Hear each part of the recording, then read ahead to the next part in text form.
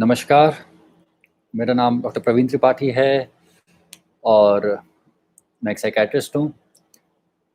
तो आज मैंने सोचा कि बहुत टाइम से मैं यूट्यूब लाइव पे नहीं आ पाया हूँ, तो इसी वजह से आई थॉट कि आज बात करते हैं। सुन पा रहे हैं आप लोग मुझे? कोई आप में से रिप्लाई कर सकता है कि क्या आपको मेरी आवाज़ आ रही है? क्या मेरी आवाज़ आ पा रही है आप लोगों को?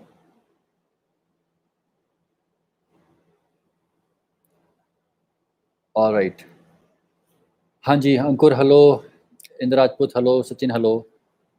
तो गुड इवनिंग, हेलो। मैंने सोचा बहुत टाइम से बात नहीं हो पाई आप लोगों से, मैं आ नहीं पाया यूट्यूब लाइव और आज एक थोड़ा दुःख का दिन भी है। जैसा कि आप लोगों ने शायद न्यूज़ में देखा ही होगा कि हमारे एक बॉलीवुड के सेलिब्रिटी ने सुसाइड किया है, ऐसा बोला जा रहा है। तो शायद बड़ा ज़रूरी हो चुका है हम सबके लिए मानसिक स्वास्थ्य के बारे में बात करना, डिप्रेशन के बारे में बात करना, एंग्ज़ायटी के बारे में बात करना।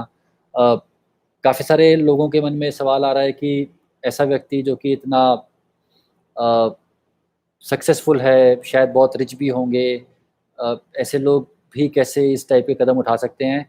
एक बात ध्यान रखिएगा कि चाहे आप गरीब हैं, चाहे आप अमीर हैं, चाहे आप सक्सेसफुल हैं, चाहे आप अनसक्सेसफुल हैं, जब जब इंसान के मन में डिप्रेशन की बीमारी आती है, तो इंसान का मन एग्ज़ैक्टली वैसे ही सोचता है। आपके पास कितना पैसा है और आप कितने सक्सेसफुल हैं, इस बात से कुछ फ़र्क नहीं पड़ता। हम लोगों को ऐसा लगता है कि शायद बड़े लोग जो हैं, पैसे वाले लोग जो हैं, उन लोगों की ज़िंदगी में क्या ही दिक्कत होगी, पर ऐसा नहीं है। इसलिए इसलिए बड़ा ज़रूरी है कि मेंटल हेल्थ की बातों पे ध्यान रखा जाए।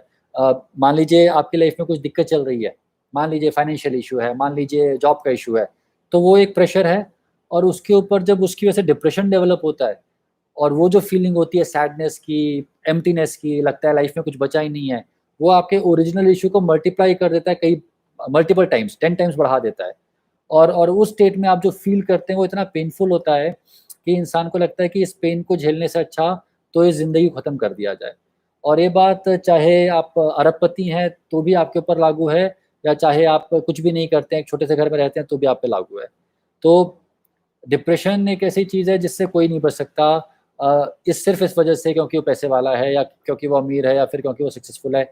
इनफैक्ट हमारे जैसे लोग, जैसे कि मैं एक साइकियाट्रिस्ट हूँ, मैंने डिप्रेशन के बारे में बहुत पढ़ रखा है, मुझे डिप्रेशन की सारी दवाइयों के बारे में पता है, बहुत नॉलेज है और मुझे ही नहीं, जितने भी साइकियाट्रिस्ट हैं उनको काफ़ी नॉलेज होती है। इसका मतलब ये बिल्कुल भी नहीं है कि मुझे कभी डिप्रेशन नहीं हो सकता। मेरे दिमाग में ये बात क्लियर है कि कल को मुझे किसी भी वजह से या बिना किसी वजह के अगर डिप्रेशन होता है, तो भी मैं भी वही 2 काम करूँगा जो मैं दुनिया को बोलता आता हूँ। मैं चुपचाप से दवाई खाना शुरू करूँगा और जाके एक थेरेपिस्ट से मिलूँगा, साइकोलॉजिस्ट से मिलूँगा और अपने काउंसलिंग सेशन करवाऊँगा। और ये बात आपको भी याद रखनी पड़ेगी अपने लिए भी और दूसरे लोगों के लिए भी कि सिर्फ़ ये सोचते रहना कि हम इतने कमज़ोर नहीं हैं, हम इतनी हार नहीं मान सकते। ये सब बातें सुनने में अच्छी लगती हैं, लेकिन रियलिटी में जब प्रॉब्लम आती है तो एक ही चीज़ समझदारी भरी होती है, वो है ट्रीटमेंट लेना, दवाई खाना, थेरेपी कराना, आपको जो भी सूट करे। और बिना बात के स्ट्रॉन्ग बनने का प्रयास करने का नतीजा कई बार बहुत ख़राब हो सकता है। अ, आप लोगों ने बहुत सारे मैसेजेस भेज दिए, मैं कोशिश करता हूँ पढ़ के कुछ रिप्लाई करने का क्वेश्चंस का। अ, अगर देखो मैं यहाँ पे नेचर नाम से किसी का प्रोफ़ाइल है, यहाँ पे मैं मेडिकल स्टूडेंट से बात नहीं कर रहा हूँ, यहाँ पे मैं सिर्फ़ नॉर्मल पॉपुलेशन से बात कर रहा हूँ, तो अगर आप मेडिकल स्टूडेंट हैं और आप मुझसे कुछ पूछना चाहते हैं, तो ये प्लेटफ़ॉर्म ठीक नहीं है प्लीज़। चलिए मैं ऊपर से क्वेश्चंस पढ़ना शुरू करता हूँ, देखता हूँ मैं आपको कुछ जवाब दे पाता हूँ क्या? और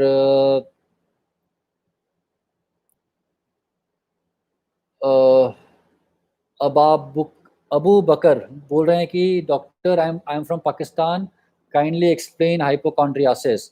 अबू जी, हाइपोकॉन्ड्रियासिस एक ऐसी मानसिक बीमारी है जिसमें कि इंसान को लगता है कि उसको कोई सीरियस मेडिकल प्रॉब्लम हो गई है। जैसे हम लोग जो पेशेंट्स देखते हैं उनमें अक्सर उनको लगता है कि उनको कैंसर हो गया है या फिर उनको कोई एड्स हो गया है। आजकल कोरोना वायरस को लेके बहुत लोग परेशान हैं और आप बार-बार टेस्ट कराता है व्यक्ति, बार-बार इन्वेस्टिगेशंस कराता है, वो सब नॉर्मल आती हैं, बट फिर भी उसका मन मानता नहीं है। एंग्ज़ायटी की लाइन पे ही इसको ट्रीट किया जाता है, हाइपोकॉन्ड्रियासिस को। सौरभ गंगोला जी पूछ रहे हैं क्लिनिक पर कब से विज़िट करना स्टार्ट होगा? सौरभ जी, अभी मुश्किल है, हमारा क्लिनिक जहाँ पे है वो कंटेनमेंट ज़ोन में है, अपनी और अपने पेशेंट्स की सेफ्टी के लिए, इसलिए हम सिर्फ़ अभी ऑनलाइन कंसल्टेशंस कर रहे हैं। ऑलराइट, डॉक्टर शकूर बोल रहे हैं कि doctor Shakoor from Pakistan. Hello doctor Shakoor. Sachin बोल रहे हैं, please tell me something about schizophrenia. Sachin ji, schizophrenia, paranoid schizophrenia एक मानसिक बीमारी है। जो सिम्पटम्स आते हैं मेनली वो डिल्यूजन्स और हैलुसिनेशंस के होते हैं। व्यक्ति को लगने लगता है, कुछ-कुछ वहम होने लगते हैं, कुछ शक होने लगते हैं, कुछ लोगों को लगता है कि लोग उसका पीछा कर रहे हैं, कुछ को लगता है कि लोग उसको मरवाना चाहते हैं, कुछ को लगता है कि दुनिया उसके अगेंस्ट कंस्पिरेसी कर रही है, पुलिस पीछे पड़ी हुई है, इस टाइप की चीज़ें। और हैलुसिनेशंस होते हैं, कानों में कुछ आवाज़ें आने लगती हैं आमतौर पे। और पेशेंट कई बार अपने आप से बोलने लगता है, लोगों को लगता है अपने आप से बोल रहा है, लेकिन वो कुछ आवाज़ों को सुन के उनको रिस्पॉन्ड कर रहा होता है। तो ये होता है स्किज़ोफ्रेनिया में। ट्रीटमेंट में एंटीसाइकोटिक्स यूज़ किए जाते हैं। अच्छा, आप में से कई लोग मुझसे नाराज़ होते हैं कि मैं बात तो करता हूँ, बीमारियों के बारे में बताता हूँ, लेकिन दवाई का नाम नहीं लिखता। देखिए, दवाई का नाम मैं लिख भी नहीं सकता, क्योंकि हर व्यक्ति को दूसरी दवाई सूट करती है। आपका ऐज क्या है, आपके सिम्पटम क्या हैं, आपकी फैमिली हिस्ट्री क्या है, मेडिकल प्रॉब्लम्स क्या हैं, उन सब के बेसिस पे दवाई लिखी जाती है, ना ही मैं। और यदि कोई दवाई बता भी दे ऑनलाइन, तो ऐसे दवाई नहीं खानी है जब तक डॉक्टर से वन टू वन बात ना हो जाए। ऑलराइट। अ देखिए, आप लोगों में से कुछ लोग पूछ रहे हैं मुझसे सुशांत सिंह के बारे में मैं कुछ बोलूँ।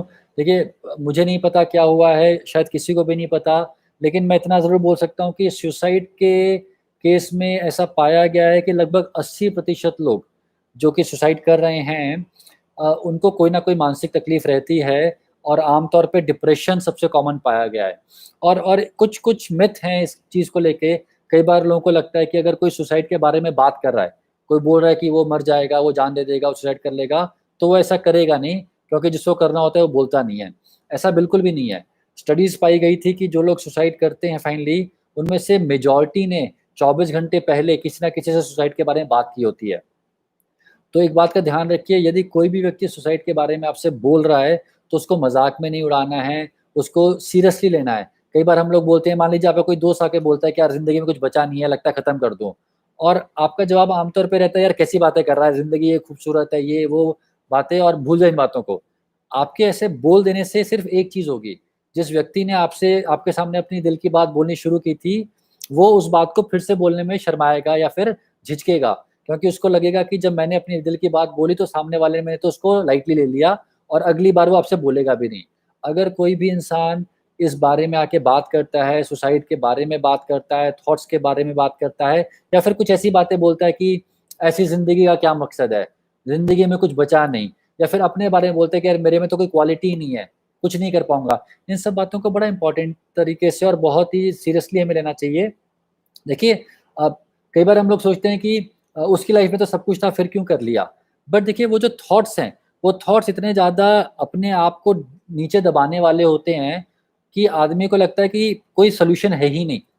इंसान को लगता है कि मैं जैसा फ़ील कर रहा हूँ, इससे बाहर निकलने का कोई तरीका है ही नहीं, और शायद सिर्फ़ एक सुसाइड ही एक तरीका है। तो उस टाइम पे उस व्यक्ति की मनोदशा को समझने की कोशिश करिए। आपको दूर से लगेगा कि यार इसकी लाइफ़ में तो सब कुछ है, इसको क्या बात आ रही है, ऐसे थॉट्स क्यों आ रहे हैं? बट वो आदमी वैसा नहीं समझता है।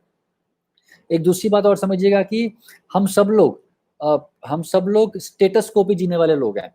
स्टेटस को मतलब, मान लीजिए आप आज एक सक्सेसफुल आदमी अपने आप को समझते हैं, और आप महीने के 2 लाख रुपए कमाते हैं, और कल को आपकी सैलरी या बिज़नेस या जो भी है 2 लाख से कम होके सिर्फ़ 1,75,000 पे पहुँच गया, थोड़ा-सा कम हो गया।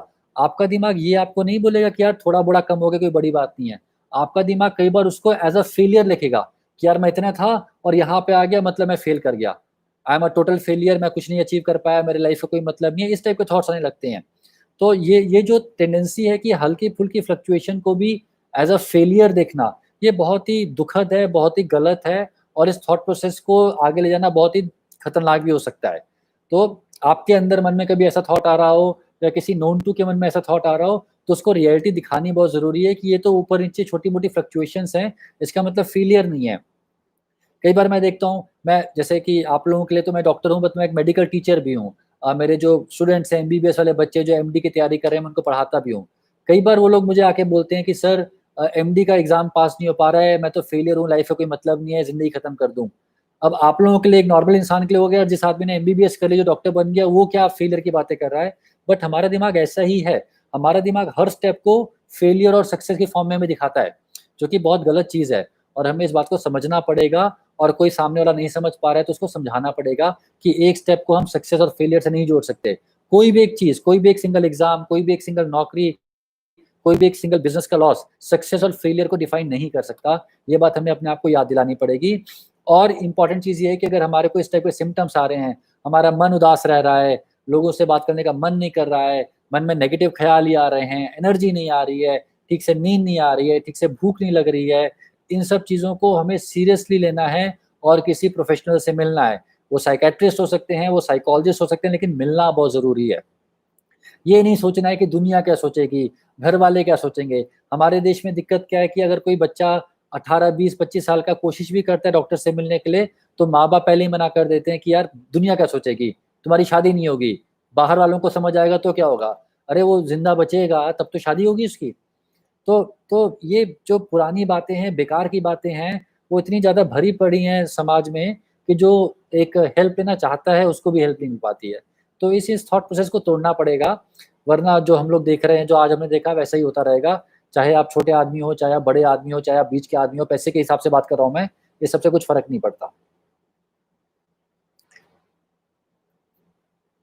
चलिए मैं कुछ और क्वेश्चन्स देखता हूँ। अ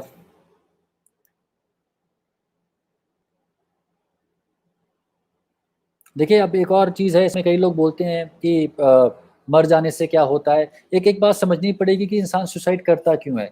अ, इंसान जब प्रॉब्लम में होता है, डिप्रेस्ड होता है, तो उसके दिमाग उसको 3-4 ऑप्शंस दिखा रहे होते हैं और उसमें से एक ऑप्शन ये भी होता है कि इस प्रॉब्लम का निकलने का एक तरीका ये भी है कि ख़त्म कर लिया जाए। तो कोई भी इंसान शौक से सुसाइड नहीं करता है। बट कई बार चीज़ें ऐसी सिचुएशन में पहुँच जाती हैं, जहाँ पे इंसान को सुसाइड करना ही सबसे ज़्यादा ईज़ी ऑप्शन दिखने लगता है। तो ये बात ध्यान रखनी है कि वो हार नहीं गया है। हम लोगों को लगता है कि डर डर गया या हार गया ज़िंदगी से। कई बार हम लोग ऐसी बातें कर भी देते हैं कि तुमने सोचा नहीं कि बाकी दुनिया का क्या होगा, तुम्हारे घर वालों का क्या होगा। ये बातें सब सोचते हैं।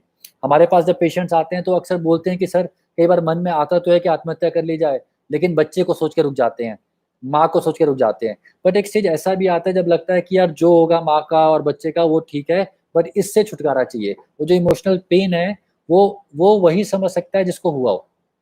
ये ये बड़ी एक मो मेजर प्रॉब्लम हम फेस करते हैं कि फैमिली मेंबर्स जो होते हैं, जिन लोगों को मेंटल इलनेस है, डिप्रेशन, एंग्ज़ायटी, उनके जो परिवार वाले हैं, वो इस बात को समझ ही नहीं पाते।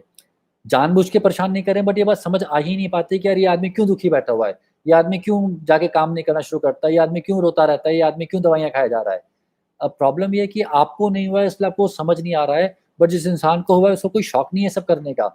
किसी को मज़ा नहीं आता बिस्तर पे लेटे रहने का, किसी को मज़ा नहीं आता दुःख भरी बातें बोलने का, किसी को मज़ा नहीं आता काम छोड़ने का। लेकिन अगर सिम्पटम है तो है। ये किसी व्यक्ति जिसको डिप्रेशन है उसको ये बोलना कि यार दुखी मत रहो, खुश रहो, दुनिया में तो बहुत खुशी है, ये वैसी ही बात है कि आप मुझे बोलें कि अरे चश्मा उठा के फेंक दो, दुनिया में तो बहुत लाइट है, साफ देखने की कोशिश करो दिख जाएगा।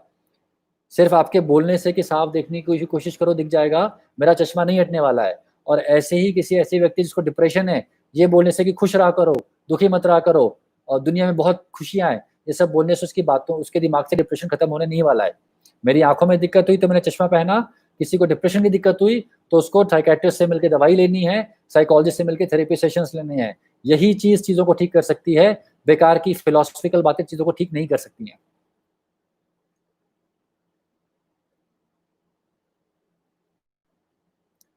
जय लालवानी पूछ रहे हैं कि क्या कोई अच्छा साइकियाट्रिस्ट है जोधपुर में? अच्छा देखिए ये अच्छी बात पूछी आपने। मेरे पास काफ़ी सारे लोगों के मैसेज आते हैं कि मैं कहाँ बैठता हूँ, मेरे क्लिनिक पे आना चाहते हैं, मुझसे बात करना चाहते हैं। देखिए एक बात ध्यान रखिएगा कि आप जिस भी शहर में हैं, आप हेल्प लेने के लिए अपने शहर के साइकियाट्रिस्ट से मिलिए। अब ये सब करने का मेरा मकसद ये कभी भी नहीं रहा है कि मैं आपको अपने क्लिनिक पे बुलाऊँ या फिर मैं आपको अपने सेंटर पे बुलाऊँ। मुझे वो सब नहीं करने में इंटरेस्ट है, इसलिए मैं अपने क्लिनिक के बारे में कभी बोलता नहीं हूँ वीडियोज़ में। और मैं आपको ये स्ट्रांगली एडवाइस करूँगा कि आपको अगर कोई दिक्कत हो रही है, तो आप अपने शहर के डॉक्टर से मिलिए, चाहे आप किसी भी शहर में हों। और इनफैक्ट पाकिस्तान से भी बहुत लोगों के मैसेज आते हैं, तो पाकिस्तान के लिए मैं बोलूँगा कि चाहे आप किसी भी शहर में हों, आपके शहर में जो साइकियाट्रिस्ट हैं, उसने भी एमबीबीएस कर रखी है, उसने भी एमडी कर रखी है, वो भी वेल क्वालिफाइड है और उससे जाके मिलिए। सिर्फ़ इस वेट में कि आप दिल्ली के या बॉम्बे के किसी बड़े शहर के डॉक्टर से मिलेंगे, अपना इलाज ना करवाना समझदारी नहीं है।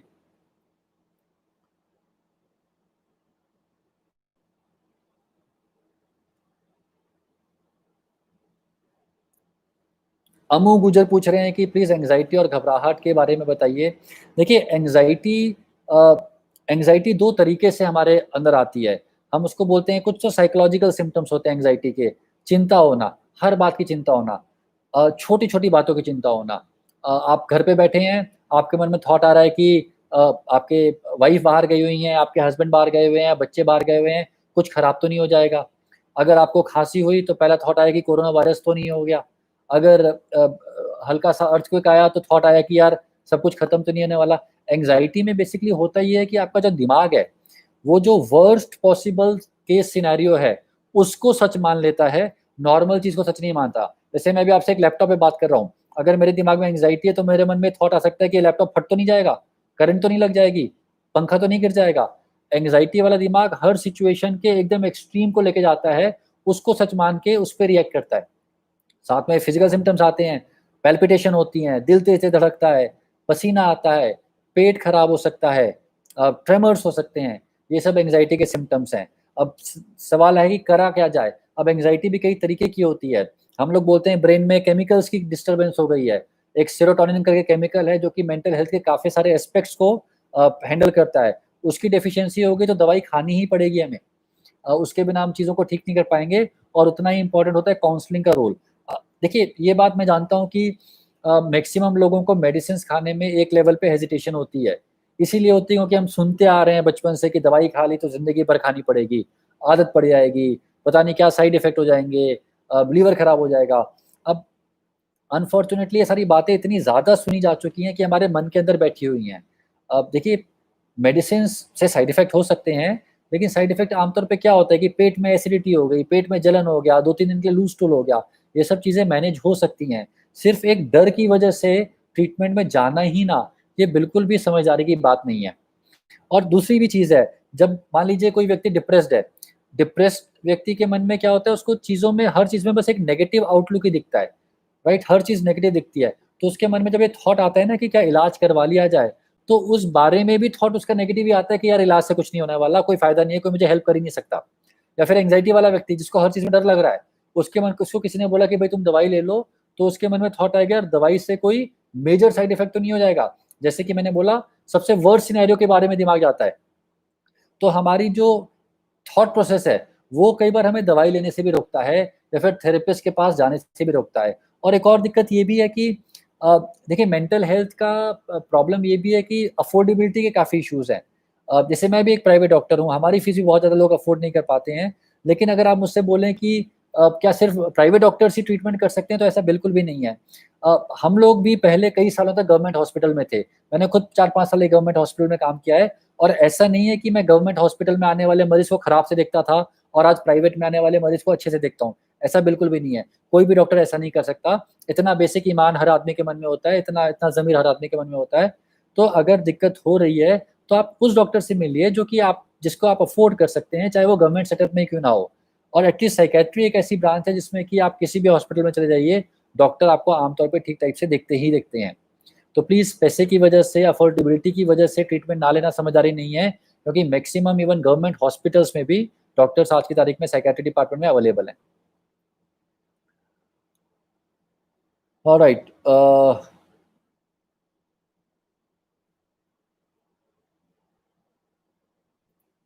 दानिश पूछ रहे हैं कि वो एसिटोलिप्राम 2 साल से यूज़ कर रहे हैं, बट जैसे ही टेपर ऑफ करता हूँ, कुछ अरसे बाद फिर से एंग्ज़ायटी स्टार्ट हो जाती है। दानिश देखिए, हाँ, दवाइयों को कम करने की जो बात है, इसके भी ऊपर भी कई बार लोग क्वेश्चन पूछते हैं कि साइकियाट्रिक मेडिसिन्स चल रही हैं, कम कैसे की जाएँ? कम करने का तरीका वही होता है, बहुत बहुत gradual step by step approach लिया जाता है। और आमतौर पे एक एक लोग गलतियाँ करते हैं, दवाई शुरू की, 1 महीने में सिम्पटम्स थोड़े कम हुए, थोड़ा बहुत आराम आते ही दवाई बंद कर दी।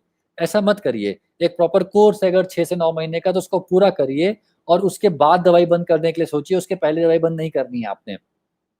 और वो भी स्टेप बाय स्टेप होता है। अगर आप 10 एमजी खा रहे हैं तो 7.5 पे जाइए, 5 पे जाइए, साथ में काउंसलिंग के सेशंस लीजिए, फिज़िकल एक्टिविटी करिए, एक्सरसाइज़ करना बहुत ज़रूरी है। एक्सरसाइज़ करने से भी बहुत अच्छे वाले केमिकल्स रिलीज़ होते हैं, जिसको हम एंडोर्फिन्स कहते हैं, और वो हेल्प कर पाते हैं हमें दवाई कम करने के लिए।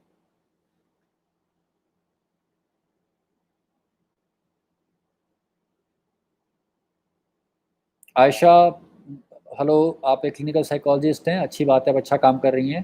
प्लीज़ ऐसे ही लोगों की हेल्प करते रहिए।